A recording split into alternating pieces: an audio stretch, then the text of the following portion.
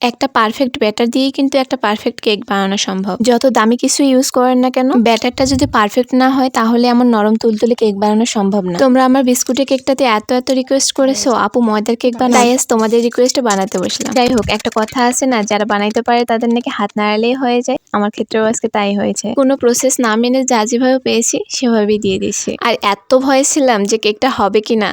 আলহামদুলিল্লাহ, কেকটা ভালো হয়েছে আর অনেকটা ফুলছে। কিন্তু তোমরা তো অনেকেই নতুন আছো, যারা প্রথম অবস্থায় বুঝতে পারবে না, তাদের জন্য বলে দিচ্ছি। প্রথমে 2টা ডিম ভালোভাবে ফেটিয়ে একদম ফেনা তৈরি করে নেব। তারপর 2 কাপ ময়দায় 1 কাপ চিনি, হাফ কাপ তেল এবং 1 চিমটি লবণ দিয়ে একটু লেবুর রস দিয়ে দেব। এতে করে ডিমের আষ্টে গন্ধটা থাকে না। এরপর শেষে গিয়ে একটা ইনো 3 ভাগের 2 ভাগ দিয়ে দেব। তো এভাবে সব মিশিয়ে নাও আর ভিডিওটা ফলো করে সুন্দরভাবে বানিয়ে ফেলো। আর ডিম ছোট বড় উপর ময়দা পরিমাণটা কম বেশি হইতে পারে। দেখবা বাড়ির সকলের মন জয় তো করতে পারছোই, 1 বছর যাইতে না যাইতে একটা বেকারির দোকান খুলে ফেলছো। কি বিশ্বাস হয় না? একবার ট্রাই তো করে দেখো।